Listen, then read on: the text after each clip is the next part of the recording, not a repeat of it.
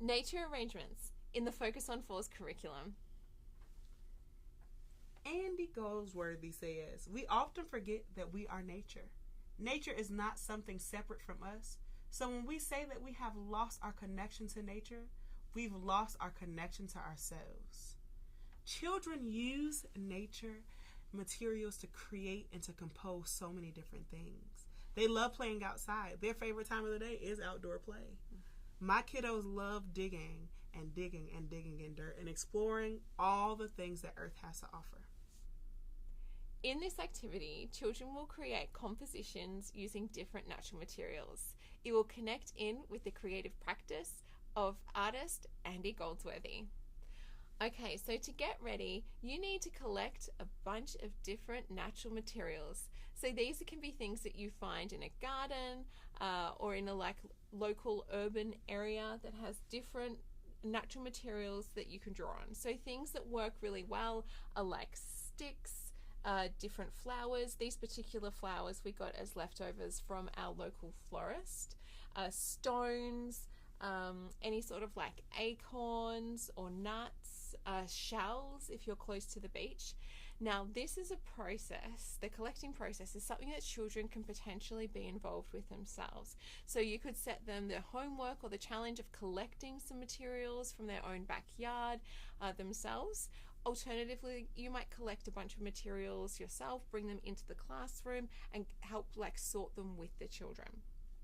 Just keeping in mind that it isn't always safe for children to be scavenging through urban areas by themselves, as there's poison ivy, different bits and pieces that we don't want them to touch. So just to be mindful of that. Okay, next thing to think about is collecting different containers that can hold these materials. So like after you collect them, you might work with the children to kind of categorize them into different, like based on their aesthetic properties, for example, the color or texture. You put the stones into one box, something like that. So you can use any sort of container you have, such as like recycled food packaging or different like little boxes, cardboard boxes, or what do you use in your classroom, Miss Simon? I love to use plastic cups. Plastic cups. Perfect. They're see-through, they're reusable, and I can rinse them out and use them for paint the next day.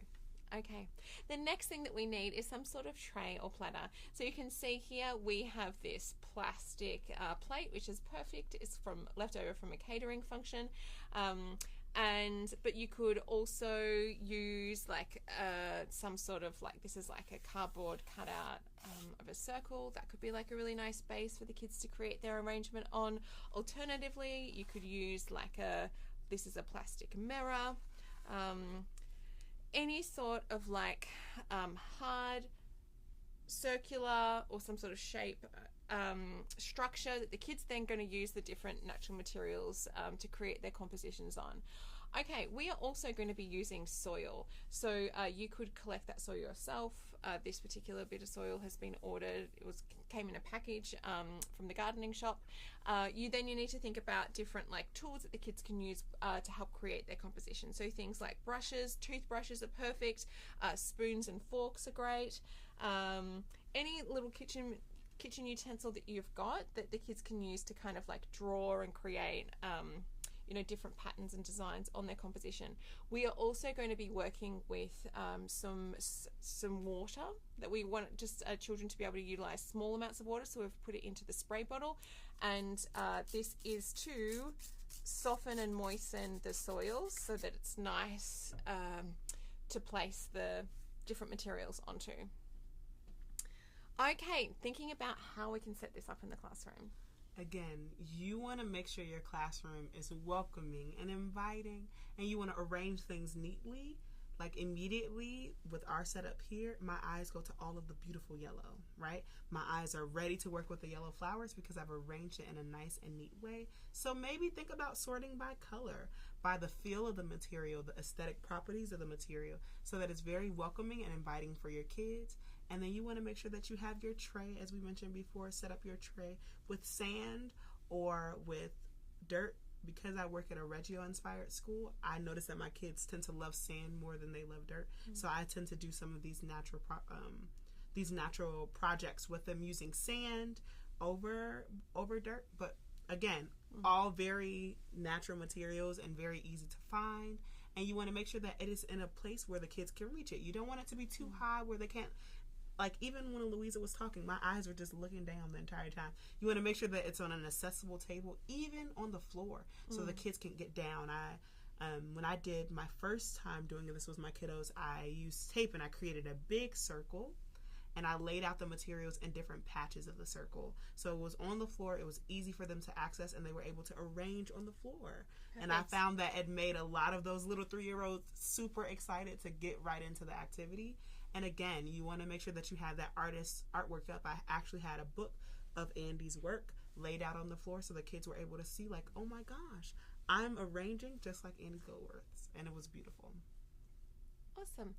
Okay, so once you have this all set up, it's time for the kids to make and create. So while you're facilitating this activity, I would highly recommend printing out some of Andy Goldsworthy's artwork images, and you can place them around the activity so the kids can kind of look and reference those as points of inspiration to think about the creative potential of natural materials when they are making.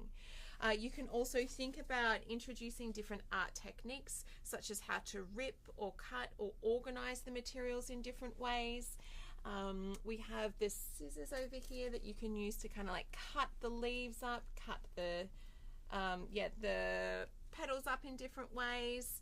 Playing with natural materials also really naturally invites children to create different stories as they make and play. So as you're facilitating this, think about how you can document their kind of like ephemeral making process through photos and videos.